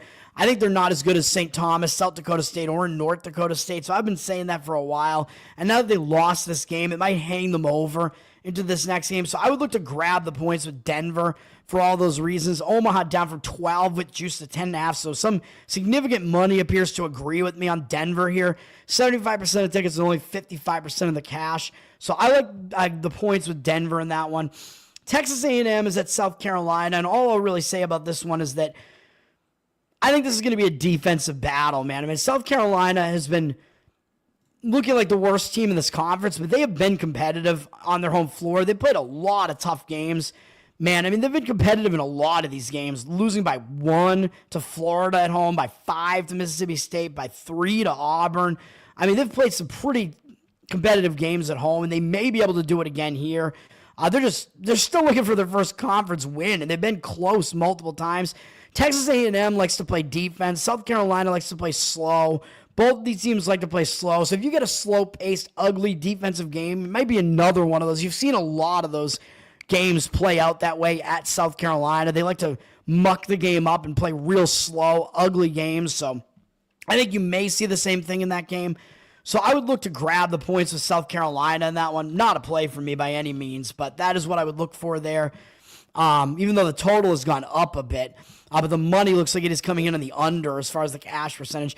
A&M is up from 5.5 to 5.5 with juice, 64% of 64% of tickets, 82% of the cash on them, but I'm not sure I agree with the cash in that one. Next up is my final college basketball play, and it's Arkansas plus 10. Oh my God, help me please. I'm playing Arkansas again. They have not done well for me when I've played them, but they're getting so many points on the road here, man, that something's got to happen here. Kentucky, they just beat Tennessee, man. I mean, come on. That was a huge win, huge double-digit underdog win on the road. Huge win for this Kentucky team. Now they get Arkansas, and they got a ranked Ole Miss team up next.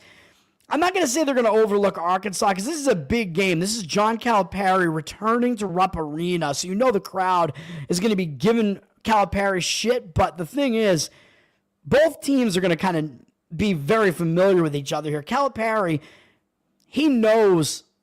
he is going to know the players' tendencies at Kentucky because he coached there. So a lot of those players, I think, are still the guys that he recruited. So I think Calipari might have an advantage knowing Kentucky's tendencies. Whereas, Kentucky's going to be motivated to beat their former coach. But still, I think the knowledge that Calipari has, and he's familiar with playing this in this arena. He might have some tidbits about this arena that can help him out as far as coaching his team in this game. He's used to coaching in this arena, that's for sure. So even though the crowd is going to be furious, going at him, I think the advantage might be a little bit stronger on his side than it is on the side of Kentucky, even though, they're going to want to beat him. But coming off that huge win and facing this Arkansas team that really has not been playing well at all, Kentucky might, in a way, think it's going to be easy to beat Arkansas in this one. So they may actually be a little bit cocky coming into this game off of that huge win, whereas Arkansas, they can't afford it. I mean, they've been bad recently, and they just lost at home to Oklahoma. I think it's going to be good for them to just get out of there, forget about it, go on the road, refocus. I mean, they did get a win at least the game before that. They've been playing competitive in a lot of these games. I mean, look at these losses. These losses aren't that bad. Even on the road, they haven't been that bad, although a loss at LSU isn't great. But even so, I mean, this Arkansas team, they haven't been as bad as they look. And I like it here. And Arkansas is the better defense. I mean, Kentucky, their one weakness is defense. Ken Bond barely has them cracking the top 100 in defense, I think, whether it's 70 now. They're a really good offense. They play really fast. Arkansas does not like to play that fast. So, Kentucky's going to want to try to play fast here, but still. Kentucky, they don't play good defense. You're getting the better defense, getting a ton of points with Arkansas here. Arkansas, 35th in the country in defense. It's just their scoring has really not been good. Kentucky obviously is the better scoring team. Arkansas doesn't even really play that slow at 104th, so maybe playing a fast-paced game won't totally throw them off. And they're 280th in luck right now, and they've faced the 48th strongest schedule. So Ken Baum has Arkansas. He's telling you Arkansas is better than they look right now, as they've been way on the unlucky side, whereas Kentucky hasn't really been, as they're 156th in luck. They face a very strong schedule as well, 4th in the country, but Arkansas has also faced a pretty competitive schedule, so I'm going to grab the points here. Kentucky is public. They're down from 11.5 to 10, so it looks like the money is coming in reverse line movement against Kentucky. Public, especially after that win over Tennessee, the public is going to only want Kentucky here. Arkansas has been playing terrible. 64% of tickets and only 58% of the cash on Kentucky. I'm going to grab John Calipari in this one, man. I'm going to grab the points with Arkansas in that one. And then we got one other big game I'll talk about here. Huge game in the Mountain West here. Or actually, I'll talk about two big games that are remaining here. Huge game between New Mexico and Utah State, who are the two teams at the top of this conference. Both teams are going to want to show up here. Both teams, I think, like to play on the faster side. So this is going to be pretty interesting. New Mexico likes to play like ridiculously fast. Utah State coming off another close call where I had Utah State. I thought they were going to have a better performance against UNLV because UNLV was the only team that had beaten them in conference. But I guess I shouldn't have played them because I guess they were looking ahead to New Mexico, which is a big game here. New Mexico, I think, got caught looking ahead as well, as they did not have a good game at UNLV. So both of these teams coming off games where they didn't play that well against UNLV. Utah State's sitting at a 5-point favorite here with 54% of tickets on them, but 91% of the cash coming out of New Mexico. And I believe Ken Baum has New Mexico right behind Utah State. He does. He has New Mexico as the better defense, getting points. So there is that aspect of it. Utah State is the better offense. Both teams like to play pretty fast. He does have Utah State very lucky, though, at 33rd in luck. So some reasons, with the analytics here to maybe look to taking the points at New Mexico. I'm not going to do it. I don't like to play road teams in the Mountain West usually, although I know I'm saying that, and I am with the Air Force. And I've done it before in those ugly ones with, like, Wyoming and stuff. So what can you do? But the market read looks like it is on New Mexico in that one. And then, of course, we have this huge game between Gonzaga and St. Mary's. This is always, an epic matchup in the West Coast Conference. And not a whole lot has changed here, man, between Gonzaga and St. Mary's. Gonzaga's flipped from a 1-point dog to a 1.5-point favorite. So some money looks like it is coming in on their side. 66% of tickets, only 65% of the cash on them.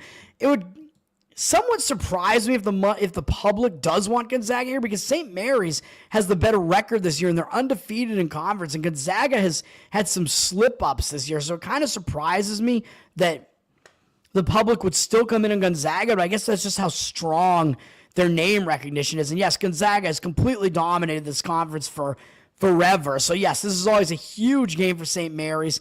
It's always a situation where Gonzaga is the team that likes to play fast. St. Mary's is the team that likes to play really slow. St. Mary's is the better defense. Gonzaga is the better offense. All of that is still true this year.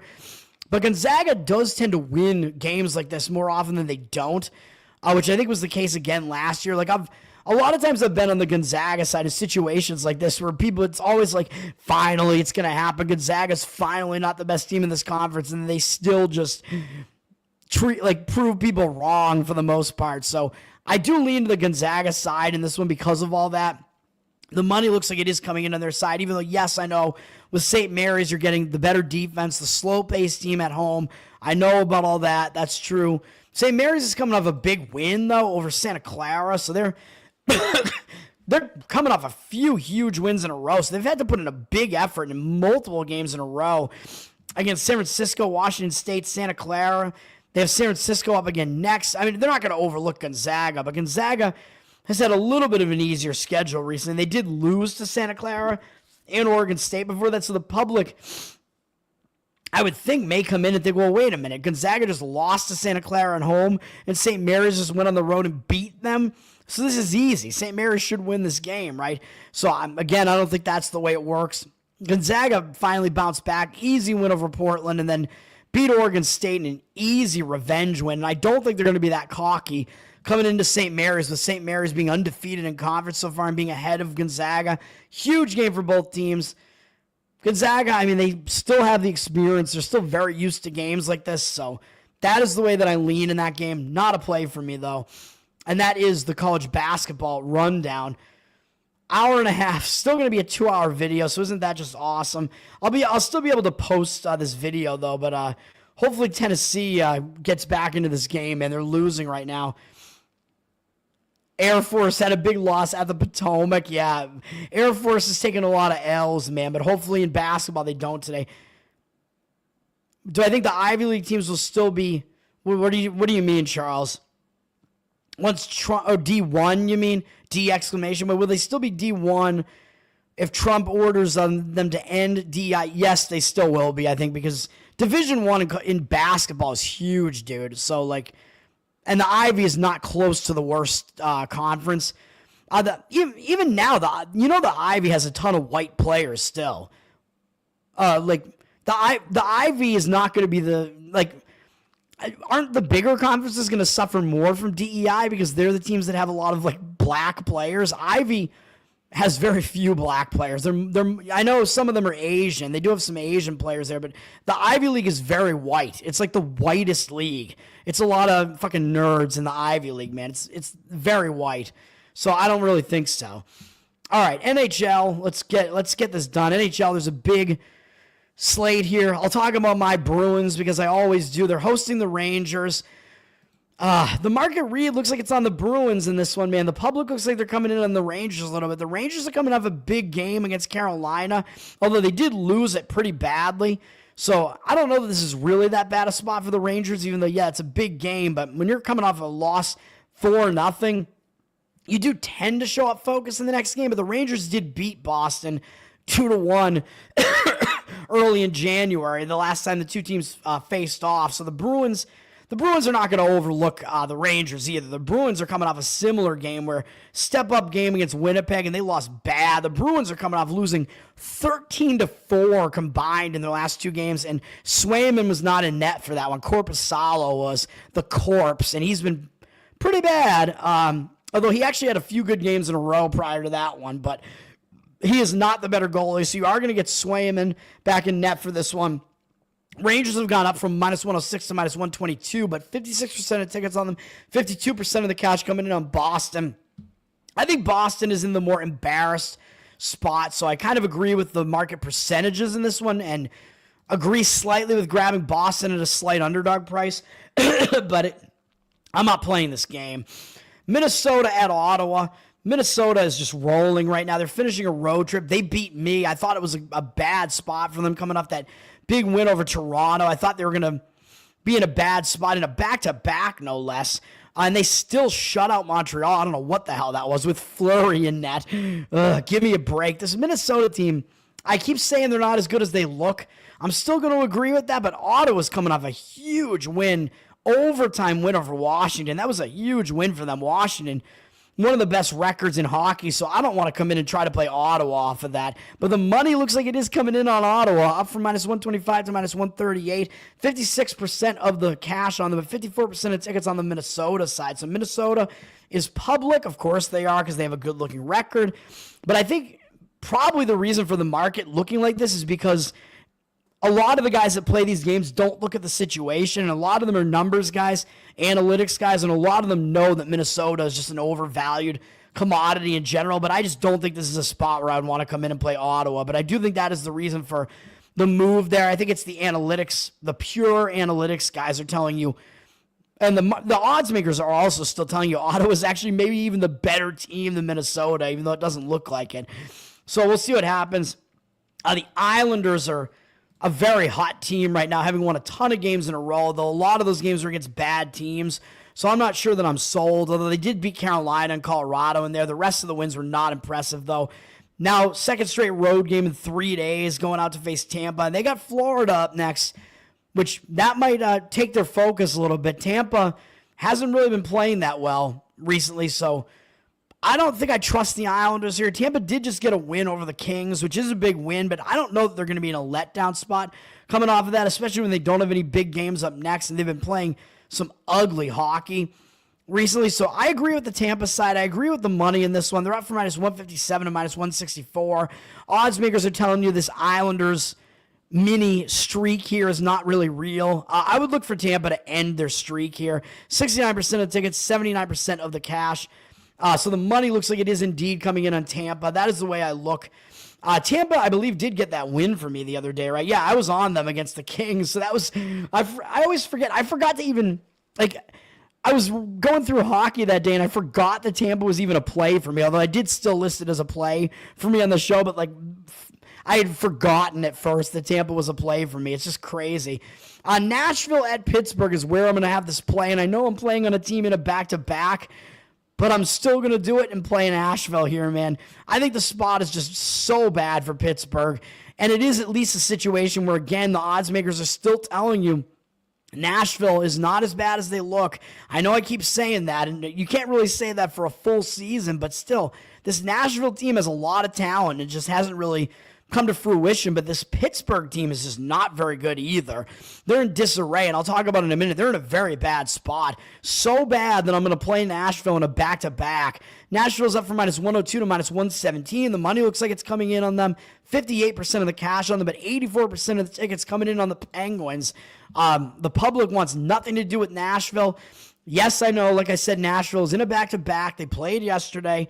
So that's not great, but they lost to Buffalo yesterday, man. So, yes, they're in a back-to-back. Yes, they're in a third game in 4 days, all in different cities. So it's not the greatest scheduling spot, but they're also on a 3-game losing streak. And one good thing is that a Noonan was in net yesterday, so you're going to get Saros back in net for this one. So you will get the better, in my opinion, still the better of the two goalies here, even though Saros hasn't done that well this year. But I like him better than a Noonan. You're going to get him, so you're going to at least get a rested goalie, who I think is still the better goalie of the two coming into this one. So that at least mitigates the back-to-back a little bit. Travel from Buffalo to Pittsburgh is not a lot of travel. I mean, you're just taking a quick move south. You could probably drive that in a few hours, really. Pittsburgh, speaking of travel, their travel spot is, in my opinion, way worse, as they're returning home from a road trip, and not only a road trip, but they've been on the road since January 17th.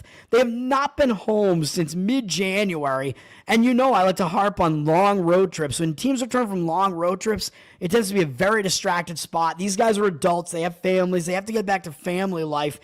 And in this spot, they've been on the road. This is one of the longest road trips of the year, man. They've been on the road for so long. They've been on the road for like 2 weeks. So I think they're going to have a lot of stuff to get done at home. I think this is a major distraction spot for Pittsburgh. So even though Nashville's in a back-to-back, I think this is a terrible spot for Pittsburgh. And they're returning out of elevation. They were down on the Pacific Coast before that. They went all over the place. And Pittsburgh, by the way, did win at Buffalo during the road trip, and Nashville just lost to them. So people might do that, like transitive comparison as well. I hate the spot for Pittsburgh. And up next, they got New Jersey, and then the Rangers coming up after this. They might really overlook Nashville, who's not even in the same conference as them and not as good a team as New Jersey, New York, etc. So I think this is a major distraction spot for Pittsburgh. I don't see Pittsburgh showing up in this one. I will lay the price with Nashville.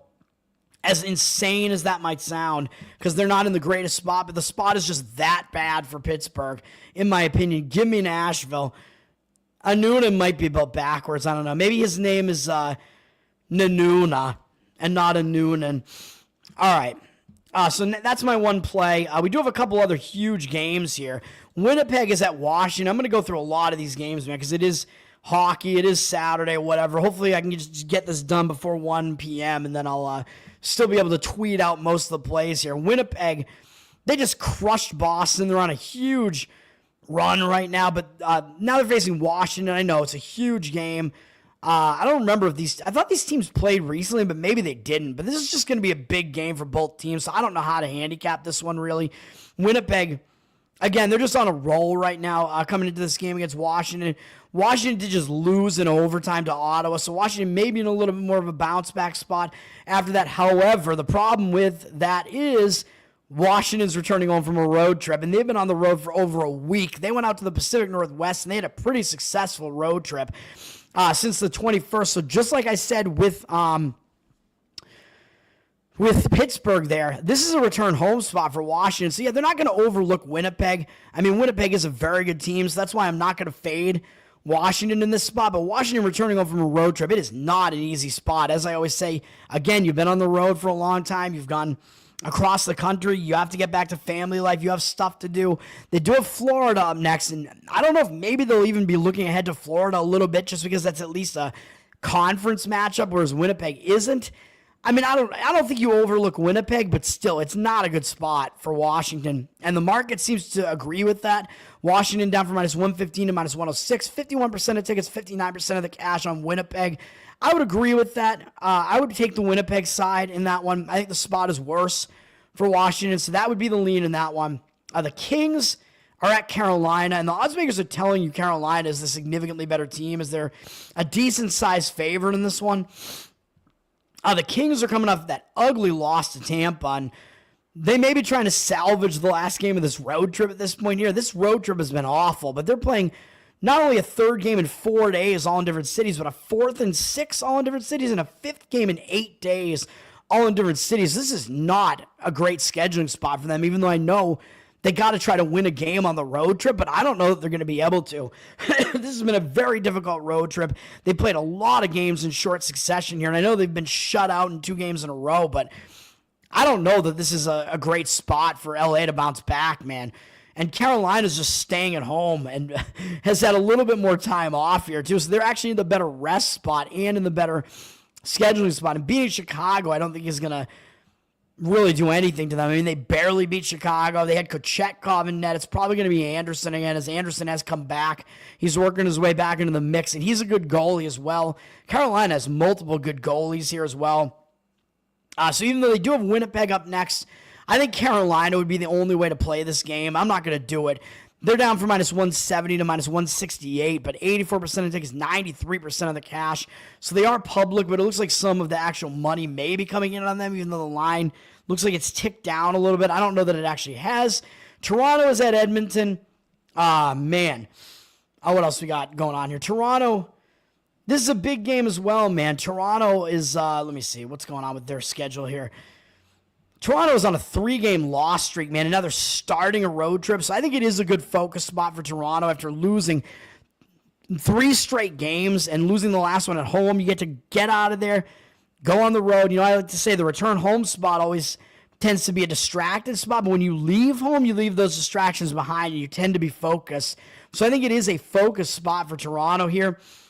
Edmonton, on the other hand, they are coming off a shootout loss to Detroit, so they're coming off kind of an ugly loss as well and just staying at home. So maybe kind of a focus spot for both teams here. So I'm not going to play this game.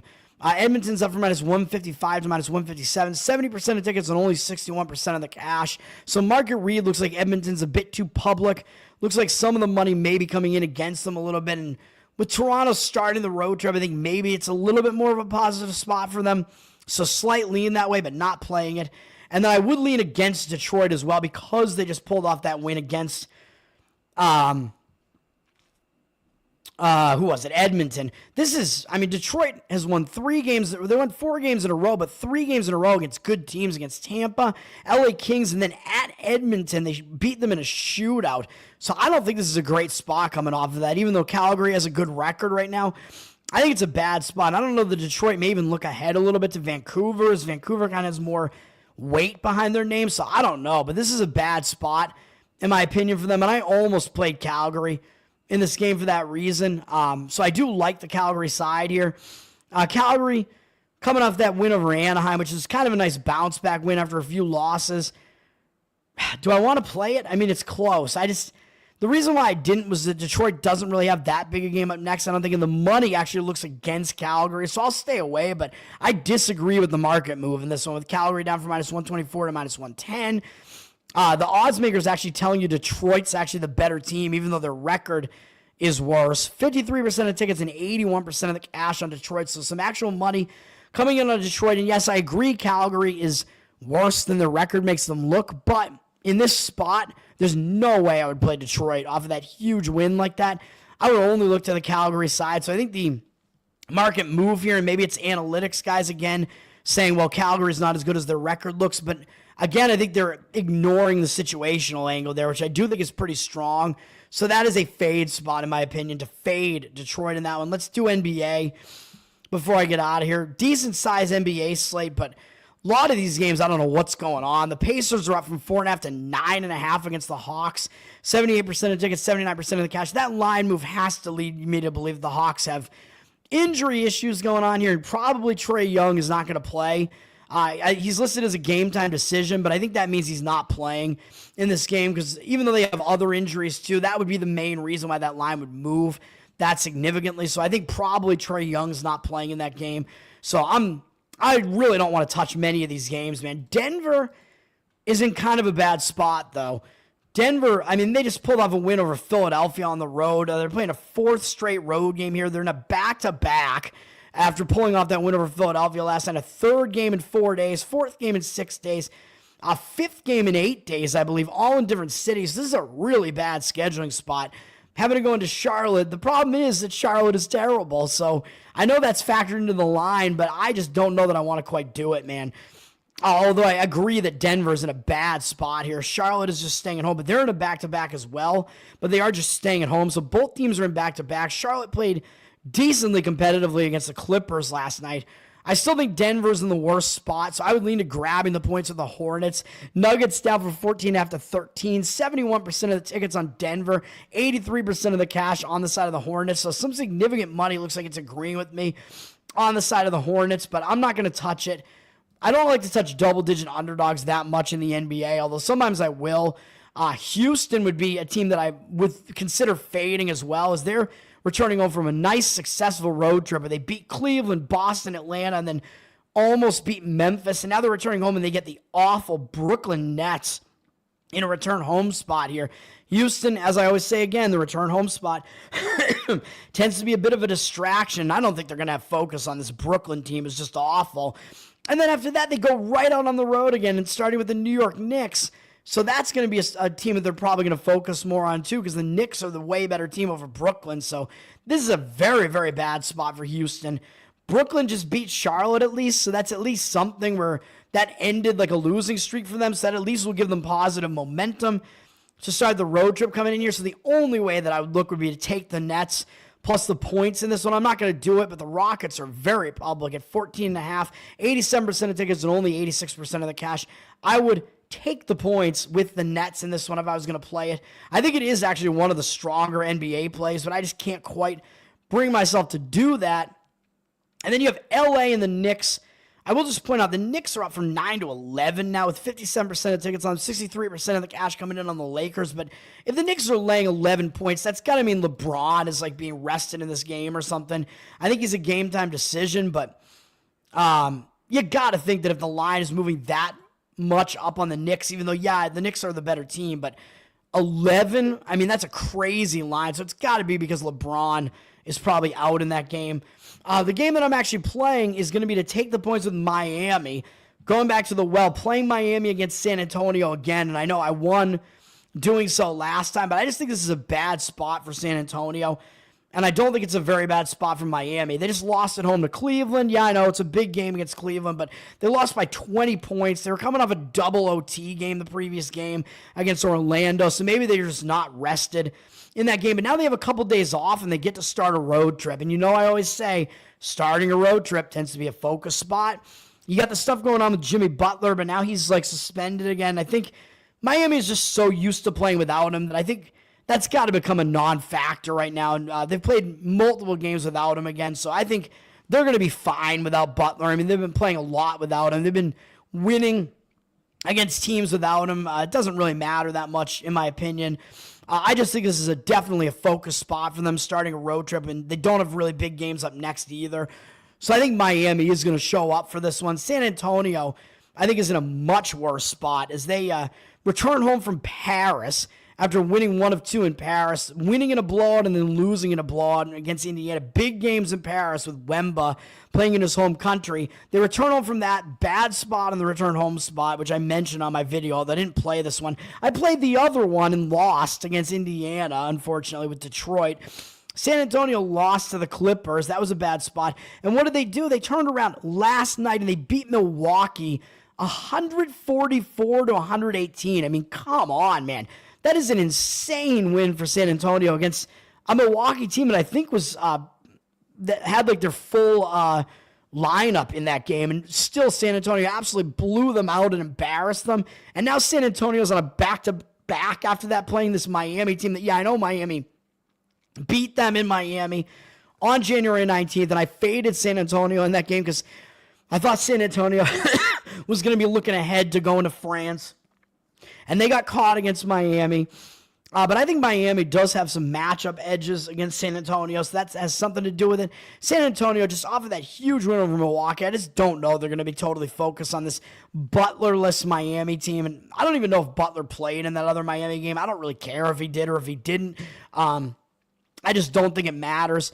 San Antonio, I mean, that game was huge, and they do have Memphis up next, and Memphis has a much better record. And by the way, talking about teams that just beat San Antonio, Memphis beat them twice right before they lost to Miami, so they may still look ahead to Memphis for that reason. Memphis with the better record, Miami without their star player, Miami not a very good record right now, so all of that is going to put me on San Antonio, put me against San Antonio on Miami. Give me the Heat plus 2.5 in this one. It may go up a little bit further. Spurs up from 2.5 to 2.5 with juice. 73% of tickets and only 70% of the cash. So they look public. Even though the line looks like it's going up on them a little bit, it looks like they have less of the cash than the ticket percentage on them. So give me the Miami Heat in that one. And then to finish this off, not a play for me, but I would look to fade Phoenix after I played them last night. They got a nice big win over Golden State last night, and they embarrassed Golden State, beating them 130 to 105.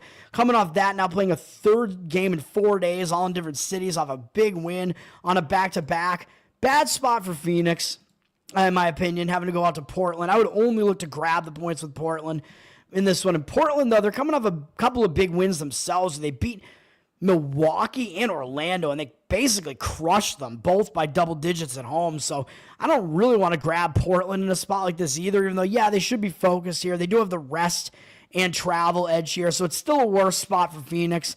So I would only look to grab the points with Portland still, but not quite a play for me because I don't love the Portland spot. 65% of tickets, only 55% of the cash on the Suns, who are laying the 4 points there. And that is it, man. Finally, that's going to do it for me. Another 2-hour video. I can't make it any shorter, man, really. Butler's lucky you're not the owner. Yeah, he should be cut. Even though they might have to take like a salary hit or whatever. My plays one more time. Tennessee minus 2.5, which is already happening. Hofstra, which I think already probably tipped off as well, minus 1.5. Arizona State plus 7. Clemson minus 5. Florida State minus 5.5. Oklahoma minus 2.5. Air Force plus 9. UT-Rio Grande Valley plus 2.5, Arkansas plus 10, Hockey Nashville Predators minus 120, NBA Miami Heat plus 2.5. That's going to do it. Let's get some wins. Tower Gang Toad on Twitter, patreon.com/Tower Gang, and throw some support to the most offensive, crazy podcast out there. That's going to do it for me, man. Have a good one, and peace out.